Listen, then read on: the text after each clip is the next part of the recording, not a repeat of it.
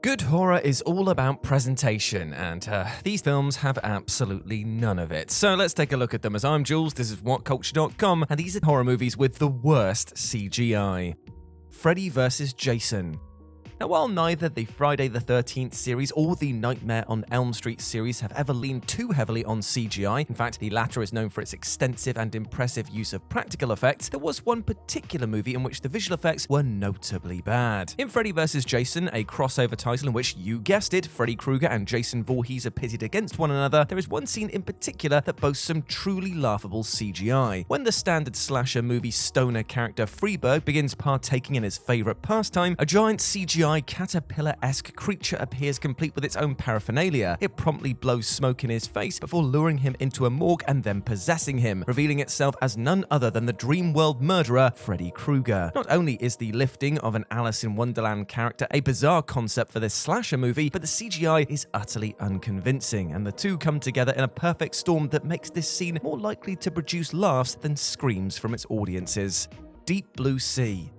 Now, weirdly enough, Deep Blue Sea isn't a title that's actually well regarded amongst fans of the horror genre. In fact, it's not a movie that's ever condemned much respect from anyone really, including Samuel L. Jackson, whose issues with the movie's dialogue led to its most memorable scene. Jackson's character, Russell, is a corporate executive sent to investigate a research facility filled with genetically engineered sharks. But after one of the sharks escapes and begins to kill, Russell and a team of researchers take refuge in a laboratory. Devising a plan to escape the facility, Russell begins delivering a monologue about the importance of teamwork, whilst standing beside a pool of water. Halfway through his rousing speech, a shark leaps up, bites him, and proceeds to drag his fresh corpse down to the murky depths. The problem with this death is that the shark, which we thankfully only see for the briefest of seconds, is rendered in woefully cartoonish CGI, making the scene feel more like a weird outtake from Space Jam than a major plot point in a big-budget horror movie. One Missed Call. Now, One Missed Call was a 2008 remake of the 2003 movie of the same name. It's not clear what advancements had been made in those 5 years that warranted remaking the original Japanese horror movie, but it's pretty clear that it wasn't anything to do with CGI. One Missed Call's premise borrows fairly heavily from The Ring, with victims receiving a mysterious voicemail dated a few days into the future in which they die screaming into their phones. It actually sounds like it could have once contained some promise, right? But One Missed Call really didn't pull the trigger on any of its more interesting points, particularly in the visual department. There are plenty of bad CGI moments throughout, with characters hallucinating nightmarish features onto the faces of passers-by, but the worst and funniest moment comes late in the movie, when protagonist Beth is exploring an abandoned hospital. In the hospital, she encounters a doll, but this isn't just any doll. It's infant-sized, covered in dirt, and sitting upright, playing with a phone. It's clearly meant to be a scary moment, but it's so surreal and poorly rendered that it is simply hilarious. The Predator. Now, it's easy to pick out horror movies from 2 decades ago and laugh about how the CGI looks when watched back today, but how about a movie that is barely a few years old? 2018's The Predator features some truly terrible CGI. For starters, there's the ultimate Predator, yes, that is really the name they went with, who is super tall and rendered in full CGI. Maybe in a movie outside of the Predator franchise, it wouldn't have seemed quite so offensive, but seeing the computer-generated ultimate Predator fighting a much more visually sound, practical effects-based Predator only highlighted the poor design. And then there's the dogs, the predator dogs to be more precise, giant alien beasts that appear to be half predator and half canine. The dogs' design is conspicuously bad, even when judged against the shameless dreck that was this movie. A particular highlight is a scene in which the humans vanquish a predator dog only to have it explode in luminous green goo all over the place. Let the Right One In.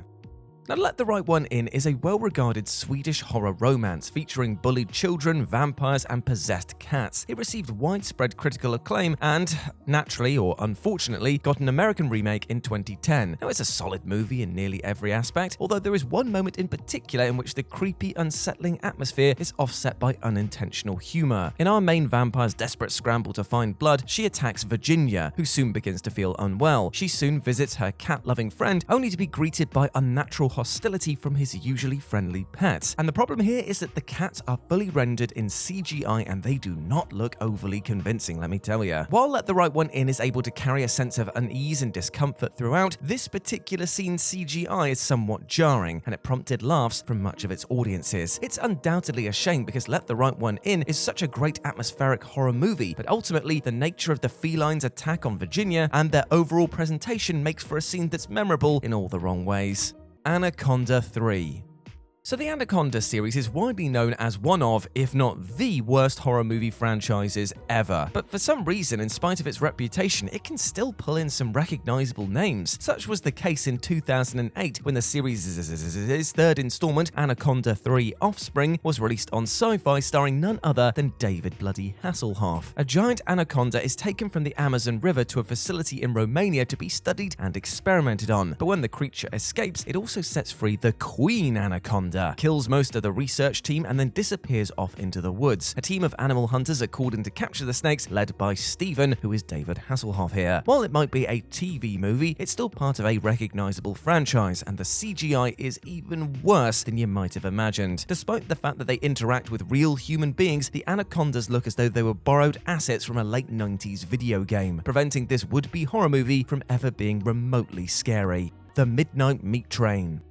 The Midnight Meat Train is a 2008 horror movie starring familiar faces such as Bradley Cooper, Leslie Bibb, Brooke Shields, and Vinnie Jones. The fact that a movie with such recognizable actors is relatively unheard of should go some way towards describing its quality. Based on Clive Barker's, yes, the same guy that wrote Hellraiser, short story of the same name, The Midnight Meat Train follows a photographer attempting to track down a serial killer known as the Subway Butcher. The problem with The Midnight Meat Train is, like many other entries on this list, its presentation. And there's something genuinely terrifying about somebody who exclusively kills using public transport, which, let's face it, is usually scary enough anyway, but the extensive CGI gore used here is beyond awful. A particular highlight is when Mahogany, played by Vinnie Jones, uses a hammer to smash Randall's skull in, prompting a slow-mo shot of the man's CGI to pop out of its socket before exploding and splattering his friends' faces with a ridiculous amount of gore. It's utterly hideous and not in the way it was intended to be. The Thing, 2011.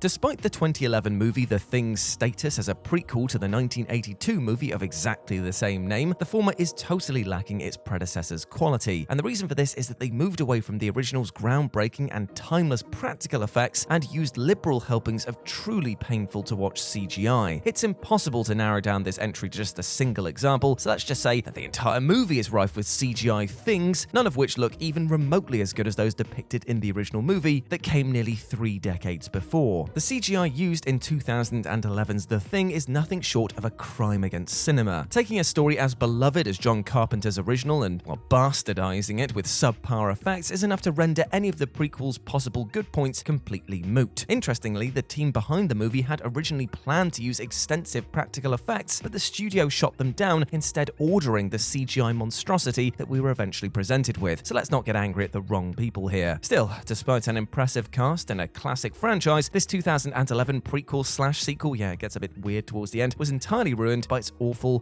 CGI. Boogeyman.